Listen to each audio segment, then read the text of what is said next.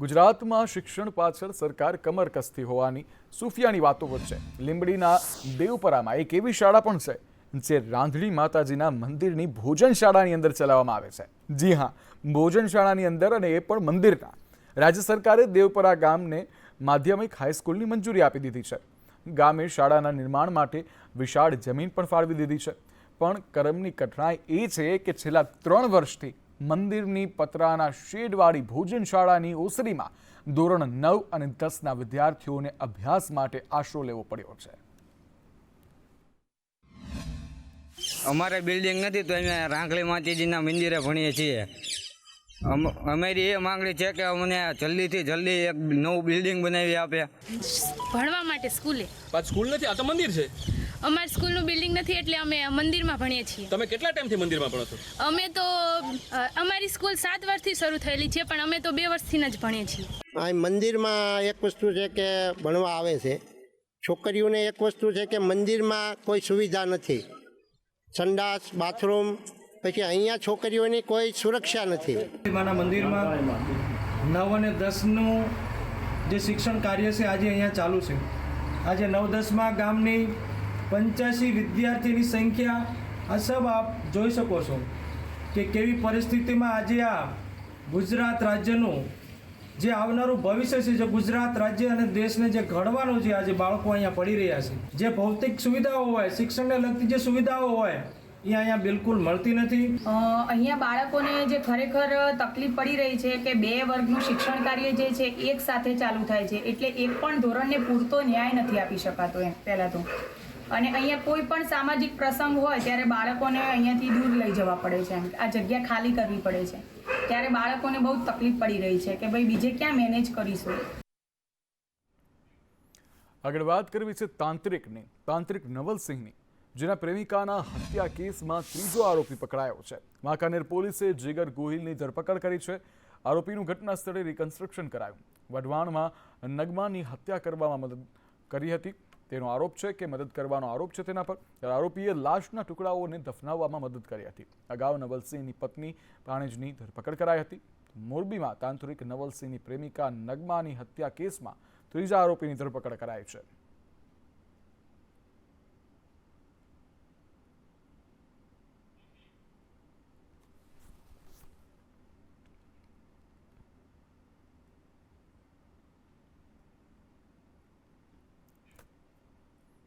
કોંગ્રેસ ધારાસભ્ય ઇમરાન ખેડાવાલાએ રજૂઆત કરી છે। અમદાવાદ શહેર પોલીસ કમિશનરને રજૂઆત કરી છે। પોલીસ વિભાગમાં ખાલી જગ્યાઓ ભરવા માટેની રજૂઆત કરાઈ છે। ટ્રાફિક ઘટાડવા, ડ્રગ્સનું દૂષણ ડામવા માટે રજૂઆત કરાઈ। શહેરમાં બંધ સીસીટીવી ચાલુ કરવાની રજૂઆત કરાઈ છે। સાથે જ ખેડાવાલાએ કહ્યું કે નવા સીસીટીવી લગાવવા એમએલએ ગ્રાન્ટ આપશે। ડ્રગ્સના દૂષણને ડામવા પેડલરો સામે કાર્યવાહી કરો। સાયબર ક્રાઇમની ઘટનાઓ રોકવી જોઈએ, તે જરૂરી છે। ત્યારે કોંગ્રેસ ધારાસભ્ય ઇમરાન ખેડાવાલાએ અમદાવાદ શહેર પોલીસ કમિશનરને ફરિયાદ કરી છે।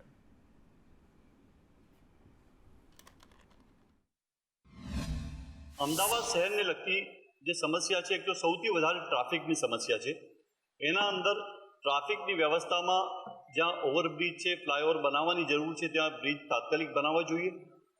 બીજું, ખાસ કરીને અમદાવાદ શહેરના અંદર જે પ્રમાણે અત્યારે ડ્રગ્સ અને જે મોટા પ્રમાણમાં લોકો, યુવાનો ડ્રગ્સ તરફ પડી રહ્યા છે, તો તેમાં પોલીસ જે પ્રમાણે અત્યારે કામગીરી કરી રહી છે એ મજબૂતીથી કરે અને આવા જે પેડલર હોય છે, જે વેચવાવાળા, તેમને તાત્કાલિક દબોચીને કડકમાં કડક કાર્યવાહી થાય, તેની પણ આજે મારા તરફથી મેં રજૂઆત કરવામાં આવી છે। મેં લેખિત પણ રજૂઆત કરી છે। કચ્છ જિલ્લામાં શિક્ષા અભિયાનમાં ગેરરીતિ સામે આવતા શિક્ષણ જગતમાં ખળભળાટ મચ્યો છે। કચ્છની સરકારી શાળાને ચૂકવાતી વિવિધ ગ્રાન્ટના ખર્ચ સહિતના હિસાબોના રજિસ્ટર નિભાવવા રાજ્ય સરકારે અમદાવાદની જેટી શાહ એન્ડ કંપનીને ઠેકો આપ્યો છે, પરંતુ ઠેકેદારે કરાર મુજબ શાળા, તાલુકા અને જિલ્લા કક્ષાએ હિસાબી કર્મચારી નિમ્યા વિના મુખ્ય શિક્ષક પાસેથી જ કામગીરી કરાવી અને અન્ય જિલ્લા પ્રાથમિક શિક્ષણાધિકારી પાસે પ્રમાણપત્ર મેળવવા દબાણ કર્યું છે। સમગ્ર મામલે જિલ્લા પ્રાથમિક શિક્ષક અધિકારીએ તપાસ કરતા 1 કરોડની ગેરરીતિ સામે આવી છે। સમગ્ર કૌભાંડમાં કોણ કોણ સામેલ છે તે અંગે તપાસ હાથ ધરવામાં આવી છે। સાથે જ સંબંધિત એજન્સીને પણ નોટિસ ફટકારવામાં આવી છે।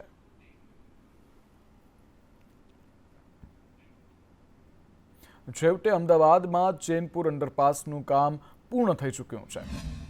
જાન્યુઆરીના પ્રથમ સપ્તાહમાં આ અંડરપાસ ખુલ્લો મુકાશે.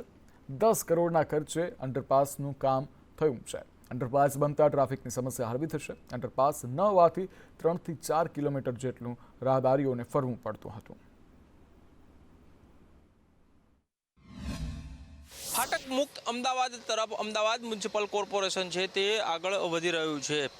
ચેનપુર ખાતે આવેલું આજે અંડરપાસ છે તેની કામગીરી પૂર્ણતાના આરે છે ને આગામી સમયમાં કેન્દ્રીય ગૃહમંત્રી અમિત શાહ જે છે તેના હસ્તે તેનું આ જે અંડરપાસ છે તેને ખુલ્લો મૂકવામાં આવશે. આ અંડરપાસ થવાથી જગતપુર તરફથી આવતી તમામ જનતા જવા માટે જે સાબરમતી તરફ, કાળીગામ તરફ, ન્યૂ રાણીપ તરફ અને પર્ટિક્યુલર ચેનપુરવાળા ગામ લોકોના માણસોને આ સગવડ જે મળતી હતી, પહેલે જે તકલીફો થતી હતી અહીંયા ફાટક બંધ હોવાના કારણે અવન જવનમાં તથા બીમાર લોકોને પણ બહુ ઘણી બધી તકલીફો પડતી હતી. કિલોમીટરનો ફાયદો થયો, 4 થી 5 કિલોમીટર પ્લસ જે રાણીથી આવતી વસ્તી, ન્યૂ રાણીથી જગતપુર જવાવાળી વસ્તીને 50% રાહત થઈ જશે. જે પ્રમાણે સ્થાનિકો છે તે કહી રહ્યા છે કે અંડરપાસ થઈ જવાથી ટ્રાફિકમાં સમસ્યા જે થતી હતી તે સમસ્યા હવે નહીં થાય. સાથે જ એસજી હાઈવે તરફ જો કોઈને જવું હોય તો ગણતરીની મિનિટોમાં પહોંચી જશે અને લગભગ 4 કિલોમીટરનું અંતર જે છે તે ઓછું કાપવું પડશે. કેમેરામેન સંદીપ રાઠોડ સાથે કશ્યપ જોશી, સંદેશ ન્યૂઝ, અમદાવાદ. ગાંધીનગરના લિહોડા પંથકના ગામડાઓમાં મેશ્વો નદીમાં લીઝની મંજૂરી આપવામાં આવતા ખેડૂતો આક્રમક બન્યા છે. દેગામના નાગજીના મુવાડામાં લીઝ રદ કરવા ખેડૂતોએ રેલી યોજી સૂત્રોચ્ચાર કર્યા હતા. રેતી ખનનથી પણ પાણીના તળ નીચે જતા હોવાથી ખેડૂતોને સિંચાઈમાં મુશ્કેલીનો સામનો કરવો પડે છે. તો ચેકડેમ પણ મંજૂર ન થતાં ખેડૂતોમાં તંત્ર પ્રત્યે નારાજગી જોવા મળી રહી છે. દહેગામ મામલતદારને આવેદનપત્ર આપી અને ખેડૂતોએ લીઝ રદ કરવાની માંગ કરી છે. સાથે આગામી સમયમાં ઉગ્ર આંદોલનની ચીમકી પણ ઉચ્ચારવામાં આવી છે. 80 ફૂટે પાણી ચાલતું હતું, હવે 150 ફૂટે જશે. અને આ ખનીજ ખાતું રહેશે તો પછી 150 થી હાફતું જતું રહેશે. તો નીચે તો પછી પાણીનો તર બધો ખાડો આવે છે, પાણી પીવા લાયક નથી. અને અમારા ખેડૂતોનું શું થશે? અને અમારી ખેતી સિવાય બીજો કોઈ ઉધાર નથી. ચેકડેમની માગણી કરતા સરકારે લીઝ પણ આપી દીધી અમને. હવે લીઝના કારણે અત્યારે હાલ મેશ્વો નદીમાં જે ફેબ્રુઆરી સુધી પાણી ચાલુ રહેતું હતું, લીઝના કારણે એ પાણી લીઝવાળા લોકો બંધ કરાવે અને મેશ્વો નદી બિલકુલ કોરી થઈ જાય. એટલે ઉનાળામાં તો બિલકુલ પાણીની તકલીફ છે અને ખેડૂતોના ખેતી માટે બિલકુલ બોર બંધ રહેશે. અમારા આજુબાજુના ગામડાઓમાં જે અમારી મેશ્વો નદીની લીઝની પરમિશન અપાઈ તે અમારા ગામડાઓના આજુબાજુના ગામડાઓના સરપંચના જાણબાર છે તથા કોઈ પણ જાણ કરેલ નથી. અને આ પરમિશન લિહોડા પંચાયત, અમારી રેવન્યુ પંચાયત લિહોડા લાગે છે બધાની, બરાબર? તે ત્યાંથી બારોબાર આ પરમિશન અપાઈ કેવી રીતે, જે અમારા સરપંચોને બી ખબર નથી, ગામવાસીઓને બી ખબર નથી. જૂનાગઢમાં સ્થાનિકોને પ્રદૂષિત પાણીને લઈને આક્રોશ જોવા મળી રહ્યો છે. પ્રદૂષિત પાણીને લઈ જાલણસર ગ્રામસભાનો બહિષ્કાર કરવામાં આવ્યો છે. ગ્રામજનોએ અધિકારીઓ સામે ઉગ્ર રજૂઆત કરી છે. એક પણ સરકારી કાર્યક્રમ નહીં કરવા દેવા માટેની ચીમકી ઉચ્ચારાઈ છે. ઉબેણ નદી પ્રદૂષિત થતાં ગ્રામજનોને ઉગ્ર રજૂઆત કરવામાં આવી રહી છે. ઉકેલ નહીં આવે તો ગ્રામજનો દ્વારા ચીમકી અપાઈ છે. આજે અમારે ગ્રામસભાનું આયોજન હતું, જે અમે પંચાયત અને ગ્રામ વતી આ ગ્રામસભાનો બહિષ્કાર કરેલ છે. જેનું કારણ છે ઉબેણ નદીમાં વહી રહેલ કેમિકલ યુક્ત પાણી. આ પાણી જ્યાં સુધી બંધ નહીં થાય ત્યાં સુધી અમે સરકારી કામો જેવા કે ગ્રામસભા અન્ય જે છે અમે એનો બહિષ્કાર કરશું. આજ રોજ જીબીટીબી બાબતે આપણે ગ્રામસભાનું આયોજન કરેલ હતું, પરંતુ એ ગ્રામસભાનો સખત વિરોધ કરવામાં આવેલ છે. જિલ્લા પંચાયતના સભ્યશ્રી તેમજ તાલુકા પંચાયતના સભ્યશ્રી તેમજ ગામના આગેવાનો, સરપંચ બધા સાથે મળીને આજની ગ્રામસભાનો સખત વિરોધ કરેલો છે. તેમજ આપણે જે ઉબેણ નદીનું પાણી જાય છે તેને બાબતે જ્યાં સુધી નિરાકરણ નહીં આવે ત્યાં સુધી એ લોકો ગ્રામસભા નહીં થવા દે તેમજ એક પણ કાર્યક્રમ થવા દેવાના નથી તેવું જણાવેલ હતું. સંકલન સમિતિ અંગે શહેર પ્રમુખ અમિત શાહનું નિવેદન સામે આવ્યું છે. કહ્યું કે અમે પોલીસના સીસીટીવી કેમેરાનો વ્યાપ વધારવા કમિશનરને રજૂઆત કરી છે. ગેરકાયદે દબાણ હટાવવા માટે સમયસર પોલીસ બંદોબસ્ત મળતો નથી તે અંગે રજૂઆત કરી છે. પોલીસની હદના કારણે અમુક કિસ્સાઓમાં પોસ્ટમોર્ટમમાં વિલંબ થાય છે. તે અંગે મણિનગરના ધારાસભ્ય અમૂલ ભટ્ટ દ્વારા રજૂઆત કરવામાં આવી છે.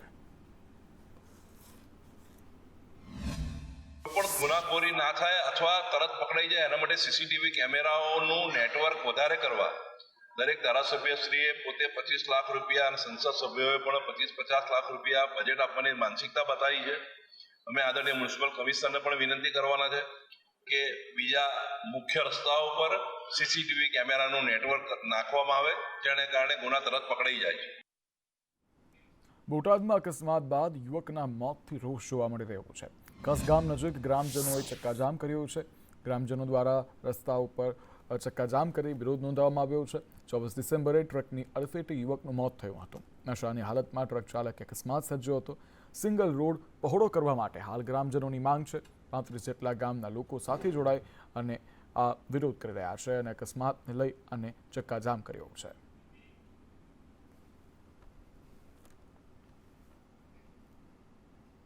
સીએ ફાઇનલમાં અમદાવાદની એક વિદ્યાર્થીએ નામ રોશન કર્યું છે. વિદ્યાર્થીનીનો બીજો ક્રમાંક આવ્યો છે. રિયા શાહ સીએ ફાઇનલ પરીક્ષામાં બીજા નંબરે આવી છે. રિયાના પિતા અમદાવાદ મનપાના કર્મચારી છે. રિયા ફાઇનલ ક્રેક કરવા રોજના 10 કલાક વાંચતી હતી. બીમાર હોવા છતાં સીએ ફાઇનલ પરીક્ષા આપી. પરીક્ષા આપ્યા બાદ રેન્ક અંગે આશાવાદી હતી. ત્યારે રિયાએ કહ્યું કે સોશિયલ મીડિયાનો ઓછો ઉપયોગ કરતી હતી. ભારતમાં જ મોટી કંપનીમાં નોકરી કરવાનો તેનો ગોલ છે. નવેમ્બર 2024માં સીએ ફાઇનલની પરીક્ષા લેવાઈ હતી. ખુશ હું મારા કરતાં વધારે મારા પેરેન્ટ્સને જોઈને ખુશ છું. જ્યારે પ્રેસિડેન્ટ સરનો કોલ આવે એ જે ફિલિંગ હોય અલગ જ ફિલિંગ હોય છે. અને તૈયારીની વાત કરીએ તો હું જ્યારે લીવ પીરિયડ ઉપર ગઈ ત્યારે મેં પ્લાન કરેલું કે 6 મહિના મારે આવી રીતે ભણવાનું છે. પછી એ પ્લાનને પણ મેં બ્રેકડાઉન કર્યું કે આ સબ્જેક્ટ્સ આવી રીતના આટલી વાર હું રિવાઇઝ કરીશ. અને મેં 2 મોક ટેસ્ટ પણ પ્લાન કરી હતી જે મેં આપી, જેમાં બી મારો સ્કોર સારો થયો હતો, જેના લીધે કોન્ફિડન્સ બહુ બૂસ્ટઅપ થયો એક્ઝામ પહેલાં. હવે આ પ્લાનિંગમાં અનસર્ટનિટીઝ બી આવે, જેમ કે હું એક્ઝામની પહેલાં 2 દિવસમાં ખૂબ જ બીમાર પડી ગઈ હતી. બટ એમાં જે મારા ફેમિલી મારા ફ્રેન્ડ જે લોકોએ હિંમત આપી છે એના લીધે હું એક્ઝામ આપી શકી. સમાચારોમાં આગળ નજર કરીએ તો અમદાવાદમાં પ્રિવિલોન બિલ્ડર્સ દ્વારા છેતરપિંડી કરવામાં આવી હોવાનું આક્ષેપ કરવામાં આવી રહ્યો છે. જમીનના મૂળ માલિક રામભાઈ પટેલનું નિવેદન આવ્યું સામે. તેઓએ કહ્યું કે પ્રિવિલોનમાં 12 મહિના પહેલા જમીન ખરીદી હતી. ફેબ્રુઆરીમાં પ્રિવિલોનને જમીન વેચી છે. પ્રિવિલોન પાસેથી 17 કરોડ મળ્યા છે. 100 કરોડ આસપાસમાં સોદો થયો હતો. જયદીપ સાથે ઓગસ્ટમાં વાત થઈ હતી. યોગ્ય જવાબ ન મળ્યા ફ્લેટ વેચાયા છે. જયદીપ ખોટા વાયદા આપતો હતો. વધુમાં રામભાઈ પટેલે કહ્યું કે ચિઠ્ઠી બનાવી છે, બ્રોકર થકી વેચી છે. હિરેન અને જયદીપે રૂપિયા આપ્યા હતા, ત્યારે પરત કરીશું. મકાન જોઈતા હોય તો અમારા ભાવે વેચાણ આપીશું. ત્યારે અમારી સાથે છેતરપિંડી થઈ છે તેની પણ અરજી કરી છે. પ્રિવિલોન ગ્રુપને 21 લાખ ટોકનમાં લીધેલા હતા અને ધીમે ધીમે કરીને ટોટલ 17 કરોડ અમને મળેલા છે ટોકન સાથે. તમે જગ્યા કોના પાસેથી ખરીદી હતી? અમે ધણીધર ડેવલપર્સ પાસેથી અમે જગ્યા ખરીદેલી હતી. ક્યારે ખરીદી, કેટલામાં ખરીદી? ધણીધર ડેવલપર્સ પાસેથી અમે ડિસેમ્બર મહિનામાં જગ્યા ખરીદેલી હતી અને ત્યારબાદ અમે 63,000ના ભાવથી 63,500ના ભાવથી પ્રિવિલોન ગ્રુપને ફેબ્રુઆરીમાં વેચાણ આપેલી હતી. તમારું હવે શું કહેવું છે આ જયદીપ કોટક અને હિરેન કારિયા સાથે તમારું છેલ્લે ક્યારે વાત થઈ, શું વાતચીત થઈ હતી? અમારી જયદીપભાઈ સાથે છેલ્લે ઓગસ્ટ મહિનામાં વાત થયેલી હતી બી આ ટર્મ્સને લઈને કે તમે હવે ક્યારે અમને આગળ વધશો કે શું તમારે આગળ કરવું છે. પછી એમનો કોઈ રિસ્પોન્સ અમને મળ્યો નહીં અને અમને જાણ મળી કે ભાઈ આમાં એમણે ઘણા બધા ફ્લેટો વેચાણ આપેલા છે. જગ્યામાં બોર્ડ ઉપર ઘણા બધા ફ્લેટો વેચી દીધા છે. પછી અમે જેમ ઓગસ્ટ મહિનામાં જગ્યા ઉપરથી અમે બોર્ડ અહીંયાથી ઉતારી દીધું. સુરતમાં રાઇટ ટુ એજ્યુકેશન હેઠળ બોગસ એડમિશનનો પર્દાફાશ થયો છે. બંગલા અને વિદેશ પ્રવાસ કરનારાના બાળકોને બોગસ રીતે આ શાળામાં પ્રવેશ કરાવવાની કોશિશ કરાઈ, ત્યારે તેઓ હવે તપાસમાં ઝડપાયા છે. 100 જેટલા વિદ્યાર્થીઓના એડમિશનને રદ કરાયા છે. કેટલાક વાલીઓએ વર્ષે કરોડોનો ખર્ચો કર્યો છે. શ્રીમંત વાલીઓ રાઇટ ટુ એજ્યુકેશન હેઠળ પ્રવેશ માટે ગરીબ બન્યા કાગળ પર. ગુજરાતમાં પ્રથમ વખત ચાલુ વર્ષે પ્રવેશ રદ કરાયા છે. 7થી વધુ શાળાના 100 જેટલા વિદ્યાર્થીઓના પ્રવેશ રદ કરાયા છે. ખોટા આવકના પુરાવાઓ રજૂ કરી અને પ્રવેશ મેળવ્યા હતા. સ્કૂલોની ફરિયાદથી શિક્ષણાધિકારીની ટીમે તપાસ કરી. આરટીઈ હેઠળ પ્રવેશ મેળવનાર વાલીઓનું હિયરિંગ કરાયું છે. ઇન્કમટેક્સ, બેંક ડિટેલ, ઘરની સ્થિતિ વગેરેની તપાસ કરાઈ છે. કેટલાક વાલીઓ ઝીંગા તળાવોના માલિક નીકળ્યા છે. કેટલાક વાલીઓએ લાખોની લોન લીધી હોવાનું પણ સામે આવ્યું છે. વાલીઓની આવક જે આવકનું પ્રમાણપત્ર આપ્યું એના કરતાં વધુ જાણવા મળી છે. વાલી સ્વીકારે છે કે મારી આવક આટલી છે, માસિક આવક એટલી છે, મારા પત્નીની આવક એટલી છે. એટલે કુટુંબની વાર્ષિક આવક જે છે એ બતાવેલી છે, એના કરતાં વધુ જોવા મળે છે, જેના આધાર પર વાલીઓના એડમિશન રદ કરવામાં આવે છે. જેની અંદર એવું પણ જાણવા મળ્યું છે કે ઘણા વાલીઓ જે છે ફોરેન ટ્રીપ પણ કરી આવ્યા હોય છે, 50-50 લાખની લોન પણ લીધેલી હોય છે, ઝીંગાના તળાવો પણ હોય છે. એટલે મારે તો એમ કહીએ કે જે વાલીઓની આવક વધુ છે પરંતુ ખોટા આવકના પ્રમાણપત્રો મેળવી અને પ્રવેશ લીધેલો હોય છે તે વાલીઓની આવકના આધાર પર એનું એડમિશન રદ કરીએ છીએ. કપડવંજમાં સંદેશ ન્યૂઝના અહેવાલની ધારદાર અસર જોવા મળી છે. હિન્દુ ધર્મ સેનાના કાર્યકર્તાઓ મંદિરે પહોંચ્યા. મંદિર પરથી કાંટાળા તાર હટાવવામાં આવ્યા છે. હિન્દુ સેનાના અધ્યક્ષે કાંટાળા તાર હટાવ્યા છે. કાંટાળા તાર હટાવી મંદિરને ખુલ્લું મુકાયું છે. હિન્દુ સેનાના અધ્યક્ષે આ ઘટનાને વખોડી છે. રાજન ત્રિપાઠીએ કપડવંજ નગરપાલિકાને ચેતવણી આપી. આવા કૃત્યને સાંખી નહીં લેવાની ચેતવણી આપી છે. નગરપાલિકાએ 3 મંદિરને કાંટાળા તાર બાંધ્યા હતા. નાની રત્નાગીરી માતા મંદિરના રોડ પર આવેલા હતા આ મંદિર કે જ્યાં કાંટાળા તાર બાંધવામાં આવ્યા હતા.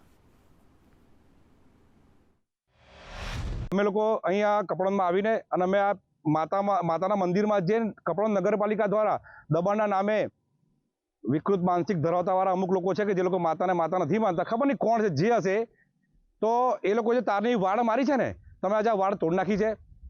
અમને કાયદાની વિરુદ્ધમાં જવા નથી માંગતા કે સરકારની વિરુદ્ધમાં જવા નથી માંગતા, પણ આ ગુજરાતમાં આખા દેશમાં જ્યારે મંદિરો બચાવવાની વાત ચાલતી હોય. બાબરામાં મહિલા પોલીસ કર્મીના ફિનાઇલ પીવાની ઘટના સામે આવી છે. પોલીસ કર્મીના સમર્થનમાં કાઠી ક્ષત્રિય સમાજ એકત્ર થયો. રાજેશ્રીબેન વાળાના સમર્થનમાં કાઠી ક્ષત્રિય સમાજ જોવા મળ્યો. સમાજની વાડી ખાતે ક્ષત્રિય સમાજની બેઠક પણ યોજાઈ. અમરેલી કલેક્ટર અને એસપીને આવેદનપત્ર આપ્યું. મહિલા પોલીસ કર્મચારીને ન્યાય આપવા માટે રજૂઆત કરાઈ. એમના બેન પોલીસ કોન્સ્ટેબલમાં ફરજ બજાવે છે, રાજેશ્રીબા.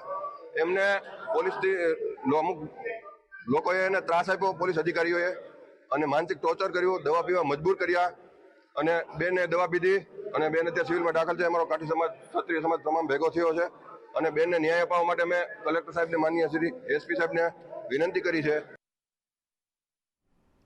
દ્વારકામાં સરકારી જગ્યા પર ગેરકાયદે રીતે પાર્કિંગ જોવા મળ્યા. રાવડા તળાવની દિવાલ તોડી અને કાર પાર્કિંગ કરાયું. નગરપાલિકાએ દિવાલનો જે ગેટ છે તે બંધ કરવાનો આદેશ ફટકાર્યો છે. હોટલ સંચાલકે સરકારી જમીન પર દબાણ કર્યું અને જમીન પર કેબિન ઊભી કરી અને પાર્કિંગ બનાવી દેવામાં આવ્યું. દ્વારકા નગરપાલિકાએ કેબિનનું દબાણ દૂર કર્યું છે. જ્યારે કૃષ્ણનગર દ્વારકામાં રાવડા તળાવ નજીક આ જમીન જે છે તે પચાવી પાડવાનો પ્રયાસ કરવામાં આવ્યો.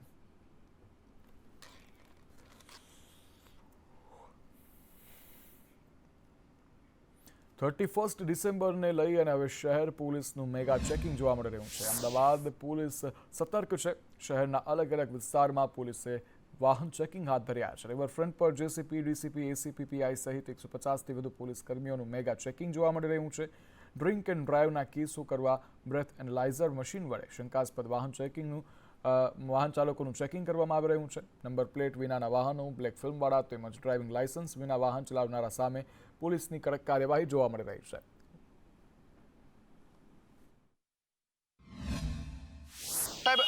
ખૂબ મેગા ચેકિંગ છે, મોટું ચેકિંગ છે. શું કારણ છે અને કયા પ્રકારનું ચેકિંગ કરવામાં આવી રહ્યું છે? આજ રોજ 31 ડિસેમ્બરના એક્શન પ્લાનના ભાગ સ્વરૂપે રિવરફ્રન્ટ ખાતે સઘન વાહન ચેકિંગ ડ્રાઈવના આયોજન કરવામાં આવેલ છે. આમાં 150થી વધારે પોલીસ અધિકારી અને સ્ટાફ જોડાયા છે અને એમાં બ્રેથ એનાલાઇઝર સાથે વાહનોની ચેકિંગ કરવામાં આવી રહી છે. સર, ખાસ તો કયા પ્રકારના ગુના દાખલ કરવામાં આવે છે અને કયા પ્રકારનું ચેકિંગ વાહનોનું ખાસ કરવામાં આવી રહ્યું છે? આપણે આ વાહન ચેકિંગ ડ્રાઈવમાં જે શંકાસ્પદ વાહનો છે એને રોકીને ચેક કરવામાં આવી રહ્યા છે. એ શંકાસ્પદ વાહનોમાં વગેર નંબર પ્લેટના વાહનો તેમજ ડાર્ક ફિલ્મના વાહનોની ચેકિંગ કરવામાં આવી રહી છે. તેમજ કેટલાક જે વાહન ચાલકો છે જે શંકાસ્પદ હોય એના બ્રેથ એનાલાઇઝરથી ચેકિંગ કરીને MVAct 185 મુજબ ગુનો દાખલ કરવાની કામગીરી કરવામાં આવી રહી છે. સર, આ મેગા ચેકિંગ ક્યાં સુધી ચાલશે અને વાહન ચાલકોને શું સલાહ આપશો જેથી કરીને જે આ પ્રકારના દંડનીય કામગીરીથી બચી શકે? આપણે આજે મેગા ચેકિંગ છે એ 31મી ડિસેમ્બરની મોડી રાત સુધી ચાલશે અને જે વાહનો છે એની પાસે ડ્રાઇવિંગ લાઇસન્સ, RC પેપર્સ બધા બરાબર છે એ ઓકે છે એને જવા દઈએ છીએ અને કેટલાક ડ્રિંક એન્ડ ડ્રાઈવ કરીને આવે છે એને ચોક્કસ એને પકડીને ગુનો દાખલ કરવામાં આવી રહ્યા છે અને એના વાહન પણ કબજે લેવામાં આવી રહ્યા છે. બિલકુલ 31મી ડિસેમ્બરની ઉજવણી સ્વરૂપે કેટલાક વાહન ચાલકો છે તે દારૂ પીતા હોય છે, નશો કરતા હોય છે અને આવા વાહન ચાલકોને જ રોકવા માટે આ પ્રકારની ડ્રાઈવનું આયોજન કરવામાં આવ્યું છે જેથી કરીને વાહન ચાલકો છે તે ડ્રિંક એન્ડ ડ્રાઈવનો કેસ ન કરે. સાથે જ જે વાહન ચાલકો ટ્રાફિકના નિયમોનું ઉલ્લંઘન કરતા હોય તેમની સામે પણ આ પ્રકારની ડ્રાઈવમાં કડક કાર્યવાહી કરવામાં આવી રહી છે. કેમેરા પર્સન ચેતન પરમાર સાથે પ્રતિક જાદવ, સંદેશ ન્યૂઝ, અમદાવાદ.